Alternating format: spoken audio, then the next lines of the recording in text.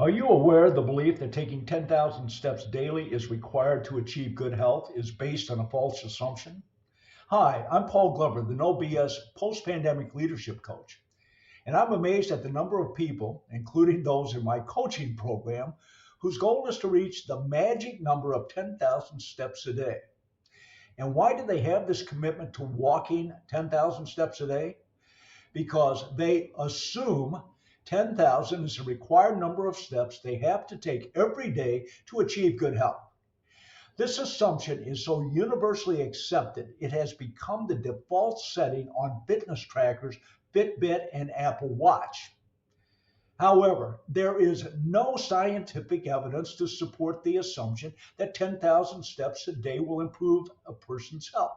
In fact, research conducted by the Harvard University School of Public Health concludes the health benefit of walking maxes out at about 7,500 steps a day.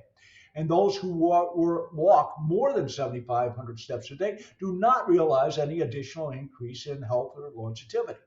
So, how did this false assumption become so universally accepted as fact?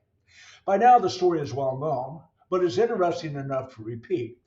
In 1965, a clock and instrument company in Japan began selling a pedometer called Manpoki, the 10,000 step meter, based on the Japanese character for 10,000, which looks like a man walking or running. The company's very successful marketing campaign was based on the arbitrary number of 10,000 steps a day, which has no connection whatsoever to a health benefit. 4 decades later, this marketing gimmick has created a widely accepted false assumption that is the basis for hundreds of thousands of Americans believing if they walk 10,000 steps a day, they will live longer and healthier lives.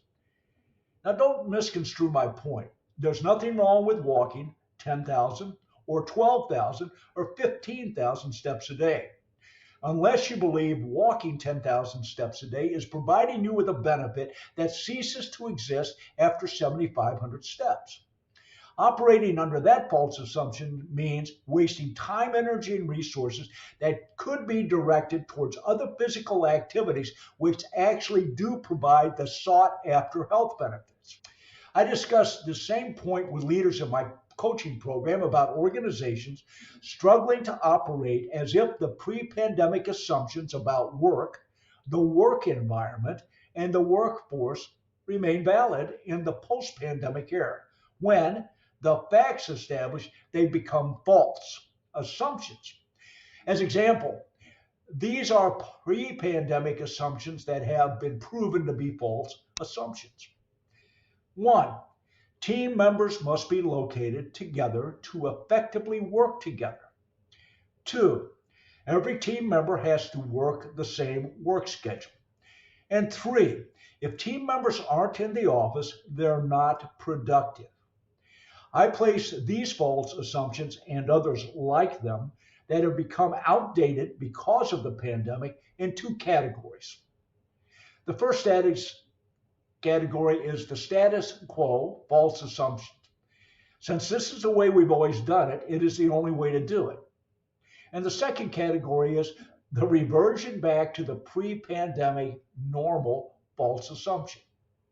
Rather than automatically accept that the assumptions that determine how the organization operated pre-pandemic remain valid, leadership must examine them in the harsh light of a new post-pandemic reality to determine if they continue to provide the basis for team member engagement, productivity, and retention.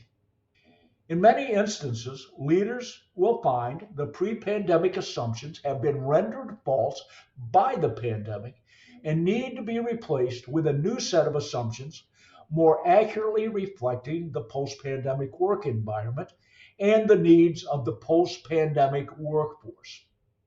If leaders refuse to engage in constructive dialogue about why those assumptions that were true are now false and must be replaced with assumptions that reflect the new post-pandemic reality, they will reduce the ability of the organization to grow and thrive in the hyper-competitive post-pandemic marketplace. Thanks for watching and enjoy your daily walk, regardless of how many steps it is.